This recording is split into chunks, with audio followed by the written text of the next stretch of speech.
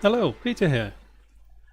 In the last episode I demonstrated the technique we are going to use for our simulated dynamic lighting. In this episode we are going to set up our SDLLevelDataActor and SDL Component and prepare for the first lighting features we are going to implement, but first we need to fix our material function. So let's go to the materials folder that we have under SDL, and in the previous episode we created the SDL wood oak or something like it in your case that was just for demonstration purposes. We can delete that material. Let's go into our functions folder and open the MFSetLight. Now you may remember that immediately after the input of the light normal we multiplied it with -1 to reverse its direction. Now this is going to be done for every pixel or vertex depending on what kind of shader you use.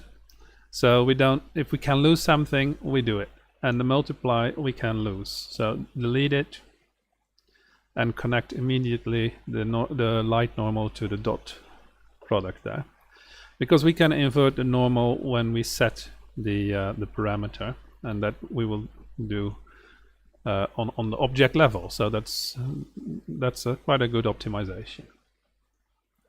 Okay, save that. Now we can close this.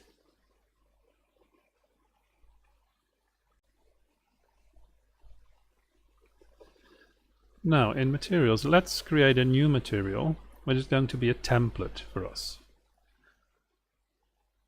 Create a new material and call it m_SDL_template.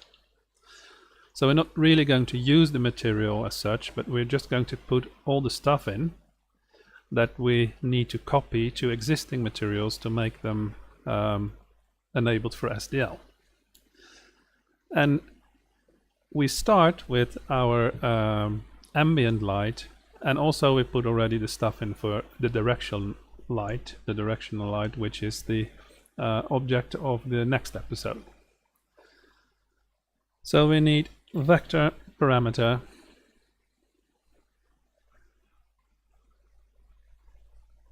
and we're going to call that AL color. We can leave all the rest as it is, and let's duplicate that one.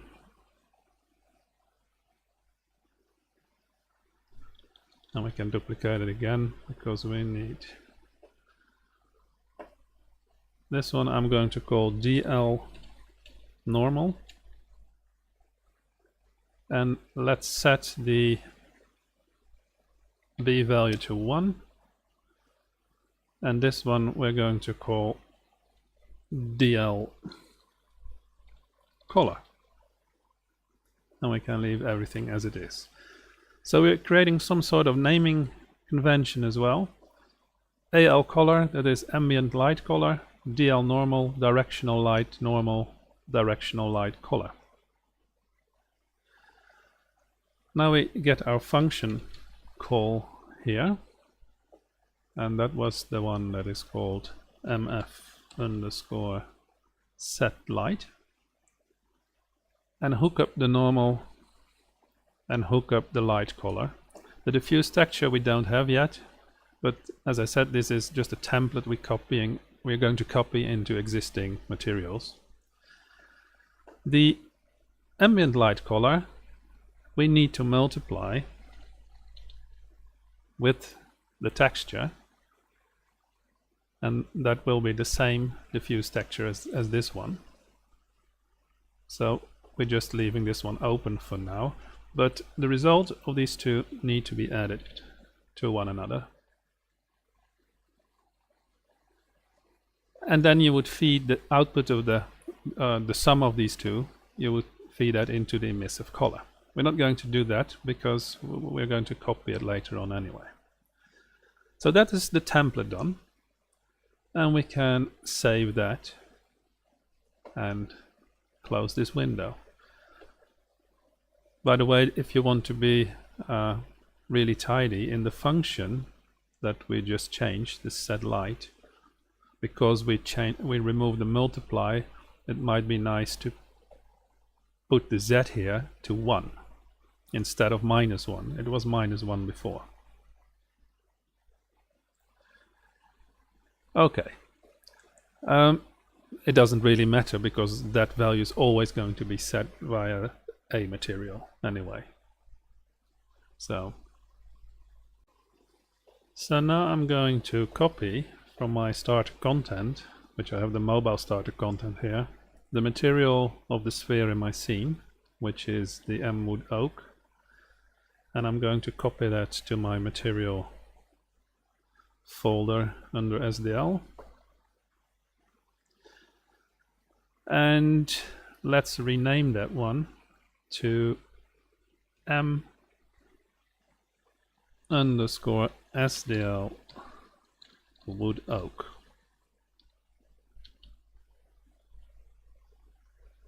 Yeah. So this is now the original one, and let's open this one and also a template.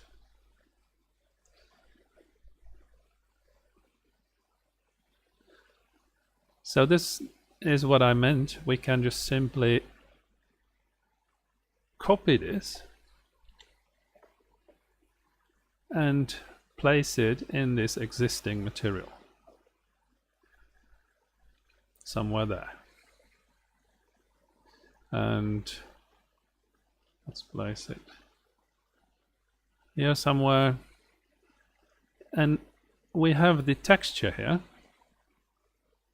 We can now feed that into the multiply for the ambient lighting, and we can also immediately feed it into the function for the directional light. But as I said, we're not going to look at that one this episode, but let's move this slightly to the side. And then we can take the output and put it into our emissive color.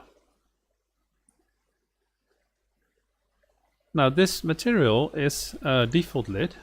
It uses 5 samplers, which is quite the limit for mobile materials. But for our purposes, I want this material to be unlit. So we can set it unlit. We immediately lose the normal and all this stuff, but it doesn't matter. You can leave that hooked up because you can combine the two things. You can leave it to default lit, but for our purposes, I want it unlit. So now we have put the SDL elements in there, the parameters. So let's save this material now and close this window. And now we can put the new material that we created just now onto the sphere. And you see, it should now have that material. Yeah. Good. So now we need to create a component. So in the SDL folder under blueprints, we're going to create a new blueprint class, which is a scene component, and we're going to call it SDL Component. Let's open that one. And just as with the blob shadow, the only thing we're going to do for now is to add a custom event. And we're going to call that event SDL tick. Because also for this one we're going to use our own tick mechanism. More we don't need to do. We can compile this and save it, because this is all we need now to do to fix our level data actor.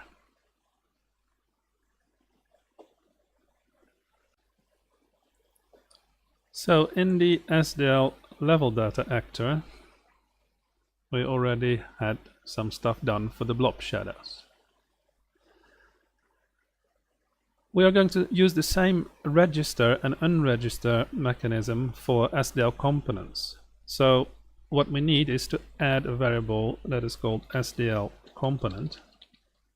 So it's going to be an array, so components. and the type of that one is SDL component object reference, and we need an array of that. So I'm going to quickly create these two functions, but now for the SDL component. So here's the register SDL component. It just adds the component to the SDL components array, and likewise the unregister removes it from the array. Okay, now maybe you remember from the blob shadow that we used the timeline, and it is called SDL FS-tick. It stands for full speed. So this timeline is going to generate tick events in the same speed as event tick, and for the blob shadow that is needed. That is not really needed for the SDL component, or at least we want to be able to control it. So we're going to create another timeline, but first of all, because we have this one is going to be called SDL tick, but we already have that as an event name, so I think it's nice to rename the SDL FS tick to the more logical SDL FS ticker, so that we now can add a timeline, and you will find that at the bottom. Add timeline,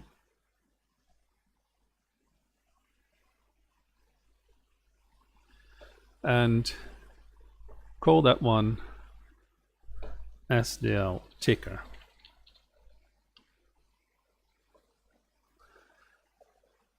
Now, important to the length you can set to 1, but what is really important is that it is autoplay and loop. Let's return to the event graph, and we're going to do exactly the same as we have here, only now for the SDL components. So let me quickly wire that up for you. So that's that one wired up. You see it's exactly the same as the SDL FS ticker and as we did for the blob shadows. Okay, of course we call the SDL tick in our newly created SDL component. That is why we had to create that first. And we use, of course, the array. That's obvious. Now we need to be able to configure the tick interval on the SDL ticker timeline. And we're going to do that here in the event begin play, just before the hold tick flag is reset. So put that to the side a bit, drag this out, and set component tick interval. That is what we need. What we don't need is the default root as a target, so we can delete that one. The tick interval we don't have, so we can promote that to a variable and call that SDL tick interval.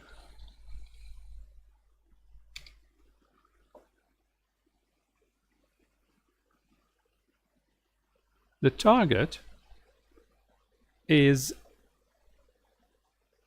the SDL ticker. So you will find that one here under your components. It might be closed for you, but you have SDL ticker there.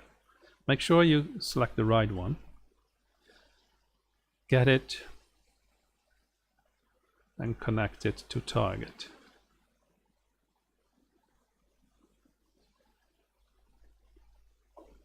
Well, that is the level data actor done for this. Cool. We can compile this and we can save it. Close this window. So now we can set up our SDL component, and the first thing we need to do is the event begin play. So let's move this one up a bit so that we have some space, and instead of making a huge long thing like in the blob shadow, I'm going to use the sequence. In fact, it is so much the same as the blob shadow that I will wire this up for you and come back. So that's done. This is completely the same as with the SDL blob shadow, except for I'm using a sequence to not make it so hugely long. So the first thing that is going to happen is we are going to get our SDLLevelDataActor via get all actors of class and getting index 0. Check if it's valid. If not, print out our warning string that we need to have the level data actor in our level for it to work. We promote it to the SDL level data variable because we need that one often. And then we register the SDL component in the SDL level data actor. The component is of course ourself.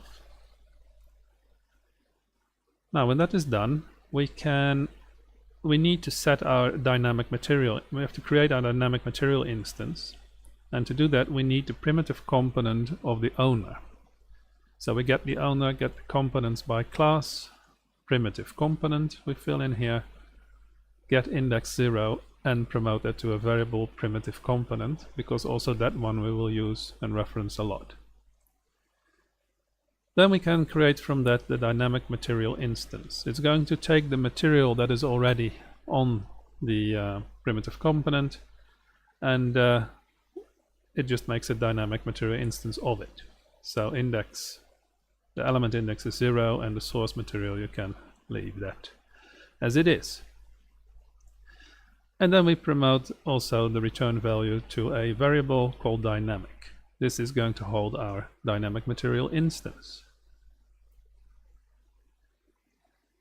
So the next thing we need to do is to add an end play. So end play, an event end play. And the only thing we're going to do here is unregister our component in that case.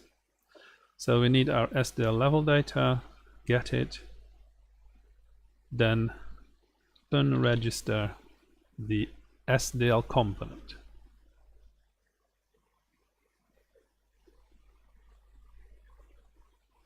And the component is self. So get a reference to self. And that is the end play and begin play done. Now we can start doing the cool stuff in our tick events. Just making a bit of space for that. But let's start with that in the next episode, because we have done quite enough for this episode, I think. So see you all in the next episode. Bye bye.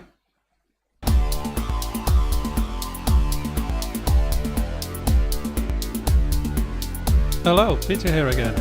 Just wanted to say thanks for watching this video. Please let me know what you thought of it in the comments. Below there are links to other episodes in the series, and don't forget to subscribe so you are the first to know when the next episode is up. Thanks again for watching and see you in the next video. Bye!